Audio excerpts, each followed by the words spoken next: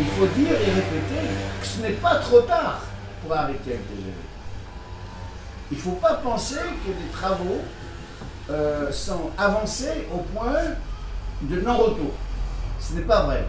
Parce qu'il y en a qui le disent. J'ai entendu des responsables irresponsables qui le disaient, ouais, on a déjà exproprié des paysans, etc. Bon, s'ils l'ont fait, c'est certainement pour s'accaparer les terres. Mais certainement pas en pensant au TGV. Dès qu'il pleut, on passe voilà, 53 jours. de faire une ligne qui va tout droit, qui fait Tanger, qui passe par la Liège, ouais, c'est normal. Mais juste qu'elle soit pas. Ça coûte 6 fois moins cher de la faire pour un train normal, encore une fois, qui ne va pas à 70, qui peut aller jusqu'à 180 km/h. Qui n'est ni prioritaire ni opportun. D'abord, c'est un projet qui est plutôt partiel, c'est un projet très limité, malgré le tapage qu'on a fait autour. C'est un projet qui va normalement se ramener à se rapporter à une simple ligne de 220 km qui va relier la ville de Kénitra à la ville de Tanger. Alors que déjà la liaison entre Kénitra et Casablanca se fait déjà normalement pas dans le cadre d'une ligne à grande vitesse. Et d'ailleurs dans le projet comme il est présenté sur le plan technique, il n'est pas dit que la vitesse qui sera celle du train entre Kénitra et Casablanca changera. Donc on est sur quelque chose de très partiel, de très réduit. 220 km entre deux villes qui n'ont pas beaucoup de relations économiques et humaines entre elles. C'est très restreint.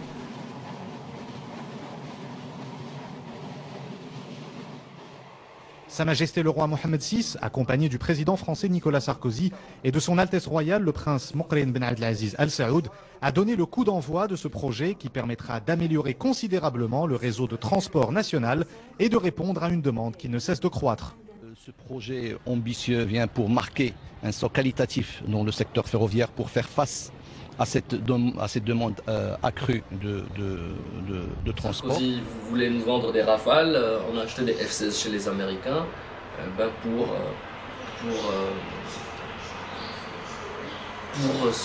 se rattraper. Mohamed VI et Sarkozy décident d'installer un TGV au Maroc. C'est tout à fait possible d'acheter un gadget technologique, c'est beaucoup plus difficile d'en produire et j'aurais préféré que le Maroc commence à produire des choses même de très basse technologie que d'apporter un truc, effectivement le TGV, je le sais très bien, c'est un exploit technologique de toute l'humanité, mais c'est pas pour autant qu'on en a besoin aujourd'hui au Maroc. Et puis, bon, j'entends des arguments, je ne sais pas si vraiment le régime est sincère quand il le dit, c'est on va ramener des touristes. Mais tout simplement, lorsque aujourd'hui vous prenez l'autoroute entre Rabat et Tanger, pratiquement en cours de semaine, l'activité n'est pas débordante à un point tel qu'on se dit, tiens, il y a besoin d'une ligne à grande vitesse pour absorber le flux qui ne peut pas être absorbé par l'autoroute. L'autoroute est déjà largement suffisante et même elle est surdimensionnée déjà par rapport au trafic qu'elle connaît aujourd'hui, aussi bien trafic passager que trafic de marchandises. La même chose, on pourrait imaginer que le train viendrait en concurrence par rapport à l'avion, par rapport au transport aérien entre Tanger et Rabat et Casablanca. Et en fait, les liaisons aériennes entre ces trois pôles, Tanger, Casablanca, Tanger, Rabat, sont pratiquement réduites à leur plus simple expression. Et donc, puisque l'autoroute est déjà largement suffisante, puisqu'il n'y a pas de passagers en transport aérien, on voit mal ce que ce train pourrait transporter, quelle clientèle il va avoir, comment il va remplir les 14 rames qui ont été achetées, qui ont été acquises aujourd'hui par le Maroc. Pour nous extrêmement émouvant que de venir poser la première pierre du premier train à grande vitesse arabe construit par la France au Maroc, Tanger, Rabat, Casa, plus tard Marrakech. Moi je crois que le Maroc fait le bon choix, c'est-à-dire il fait le choix d'être équipé comme un pays moderne. Les peuples prennent conscience des aspects négatifs de la mondialisation, des aspects négatifs de l'ultralibéralisme. Ces peuples, et ça j'en suis convaincu, lorsqu'ils obtiendront des victoires dans les années ou les décennies qui viennent, eh ben, s'ils sont au pouvoir, ils doivent gérer un pays ou doivent essayer d'impacter positivement le développement de leur pays, eh ben, auront besoin de moyens. Si ces moyens n'existent plus parce que dans les années 2010, un pays comme le Maroc a investi malencontreusement dans un projet tel que le TGV, eh ben, ils en voudront bien entendu aux dirigeants précédents de leur pays, mais ils en voudront aussi à leurs partenaires. Et je pense que la France a aussi une responsabilité là-dedans. À la France, alors je pense qu'il y a des gens suffisamment intelligents, mais il faudrait que les Marocains le demandent, mais de voir comment ce type de projet, il ne faut pas faire ce type de projet, il faut faire des projets où la France gagne. Parce que la France, bien sûr, elle a besoin de se réindustrialiser, on l'entend, de doper son industrie, mais le Maroc aussi doit gagner. Le pays du Sud doit gagner, en termes d'industrialisation d'une part, mais aussi en termes de services pour ses citoyens. Et le TGV est un service qui ne servira pas les citoyens marocains, il servira au mieux une toute petite élite et peut-être des touristes, si encore ces touristes veulent prendre ce TGV.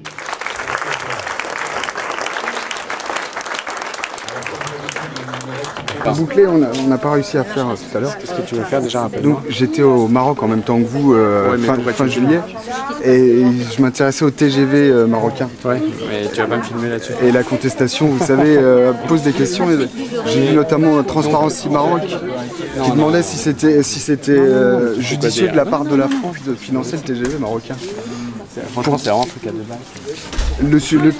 Le TGV marocain, c'est un truc à deux balles, monsieur. C'est 3 milliards d'euros investis au Maroc. Et là, on a eu, il y a quelques années, des cas dramatiques de villages qui étaient complètement enclavés dans le Moyen Atlas.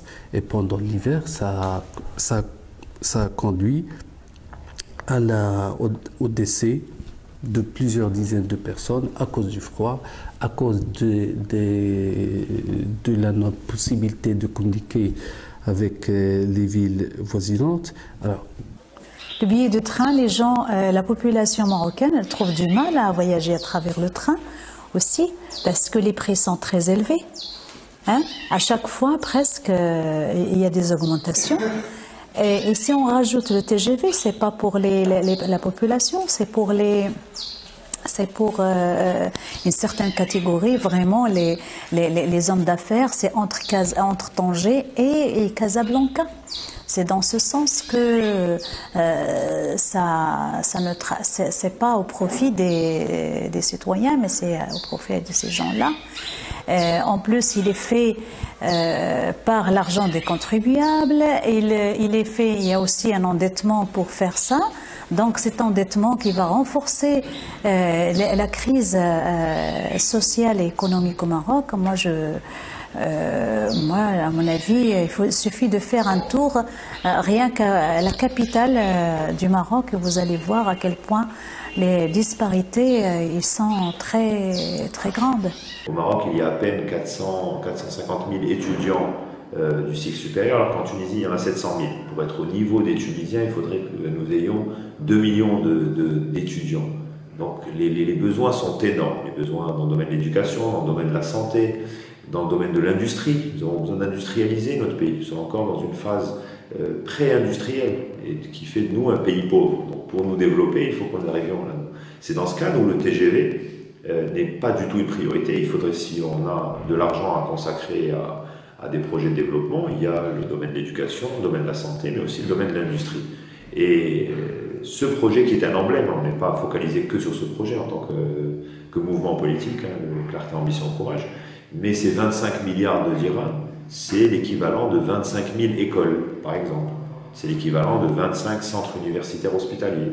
C'est l'équivalent de 6 000 hectares de zones industrielles. Et potentiellement 36 000 unités industrielles, peut-être un peu moins d'1 million d'emplois potentiels. C'est comme ça qu'il faut le voir. Et c'est jamais trop tard parce que tous les 10 mètres de TGV, chaque 10 mètres, c'est une école dans le monde rural.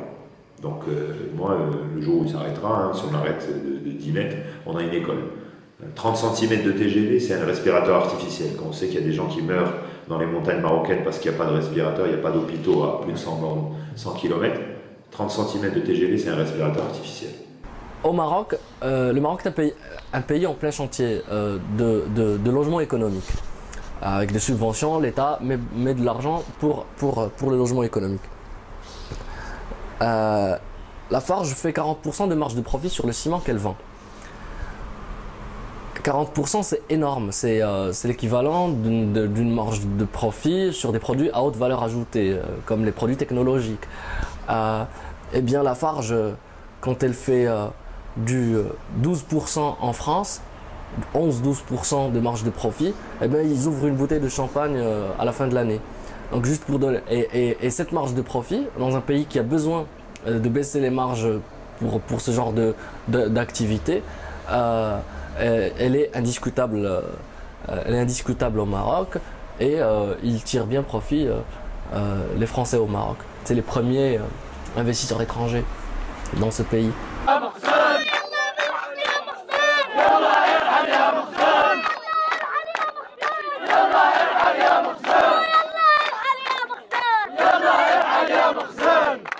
La note de la France en termes de corruption, on l'imagine, n'est pas la même que celle du Maroc, mais sur ce projet de TGV, vous pensez que la France a un rôle majeur qui peut peut-être s'apparenter à de la corruption indirecte ou un lobbying vraiment un petit peu trop poussif? En fait, notre problème n'est pas la France ou pas la France. Notre problème, c'est de dire ce projet inutile, il faut qu'on l'arrête. C'est ça notre objectif. Maintenant, c'est vrai qu'il y a d'autres aspects qu'on ne contestons que dans le TGV. Exemple, le choix d'une technologie française sans mise en compétition. Ça, c'est absolument incontestable, incompréhensible. La technologie TGV, si jamais on opte pour le TGV, la technologie TGV, on la retrouve en Allemagne, au Japon, en Chine, récemment en Corée, grâce notamment à la technologie française, en Italie, en Espagne, il n'y a pas que la France. Hein. Donc nous contestons d'abord le choix d'une solution technologique orientée. Et pourquoi orientée? Parce que tout simplement, c'est la France qui a financé sur un don les études de faisabilité. Et c'est normal que la société qui a fait les études oriente le choix vers... Et ce que nous aurions préconisé, c'est que ça soit le couple solution technologique et financement qui soit mis en compétition. D'ailleurs, ce n'est pas pour rien que la Banque européenne d'investissement a refusé de participer au financement du projet, parce que les règles d'attribution étaient des règles qui n'étaient pas transparentes. En fait, il y avait attribution directe d'une partie du projet, qui est celle du matériel roulant, à la société Alstom, sans appel d'offres. Pourquoi? Parce que c'est des financements français et que c'était des financements liés. Donc c'était lié à la condition d'acheter français, ce qui est absolument inacceptable. Par les temps qui courent, aujourd'hui, tout le monde cherche à acheter au mieux, à la meilleure qualité et dans les conditions les plus transparentes. Ça n'a pas été le cas du TGV. Donc nous contestons le projet lui-même, nous contestons la manière dont il a été conduit, nous contestons la manière dont on communique autour. Jusqu'à présent, ici au Maroc, on a communiqué autour du TGV de manière un peu plutôt commerciale, genre plaquette commerciale, mais on n'a pas eu accès à des informations pertinentes. Ce n'est que récemment, là on est en train d'enregistrer ça fin juillet, ce n'est que vers la mi-juin que le porteur du projet, qui est l'Office national des chemins de fer, a mis en place un site d'information sur le TGV, mais des informations qui restent quand même très sélectives et très limitées. Nous avons besoin d'informations plus complètes. Nous avons besoin, par exemple, d'informations sur le business plan du projet. Parce que eux, ce qu'ils soutiennent, c'est que c'est un projet rentable. Ils nous annoncent des taux de rentabilité socio-économique de 8 ou 9%. Je voudrais bien savoir sur quelle base et selon quelles hypothèses ils ont fait leurs calculs. Oui, donc il y a un manque d'information. Il y a une manière de conduire le projet qui est complètement biaisée. Et puis, à l'amont, tout à fait à l'amont, il y a la grande question de l'opportunité de ce projet qui se pose. D'accord. Maintenant, on dit que la guerre populaire, c'est la solution de notre chômage et de notre pauvreté et notre misère. C'est la guerre populaire, c'est la solution. Là, c'est quoi les slogans? Ils disent Soulek, ingrat, les masses populaires savent ce que tu manigances. Soulek? Soulek, c'est celui qui a manigancé, enfin, c'est parmi les gens qui ont manigancé l'exclusion des militants démocrates au sein de l'UMP. Ouais. Donc, c'est lui qui a préparé leur expulsion. Il y a Soulek et il y a Farouk. Ce sont deux personnes qui volent l'argent du peuple, qui volent l'argent du syndicat, qui se moquent de la classe ouvrière. Dans la constitution qui existe, le roi il a tous les pouvoirs, donc il ne peut pas être jugé s'il commet des erreurs. Par contre, nous, parmi nos principes, c'est de relier la responsabilité au principe de la punition. Par exemple, tu es responsable, tu dois être comment dire, tu dois être jugé pour tes responsabilités. Donc, soit tu es responsable, tu ne fais pas tu n'accomplis pas tes responsabilités, tu dois être jugé. Où est-ce qu'il y a eu des morts? Des morts, il y avait le 20 février 2011. Il y avait 5 morts à Al-Hoceima, une seule victime à Asfra, Shaib. Le 29 mai 2011, il y avait une autre victime, Kamal Ammari, à Asli. Et on a toutes les semaines des procès. Et ça ne finit pas. La dernière journée nationale de protestation a été réprimée à Casablanca et El Jadida. 6 personnes ont été arrêtées dimanche dernier. Et disons que la répression continue selon les mêmes règles et comme avant la Constitution et comme avant les élections et comme on l'a toujours connu, c'est-à-dire ça n'a pas changé. Tu la vois comment la nouvelle Constitution? C'est un relifting de l'ancienne, avec plus de précision sur les pouvoirs du roi, mais pas moins de pouvoir au roi.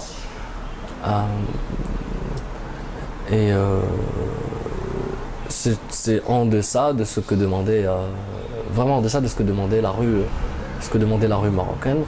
Et puis voilà.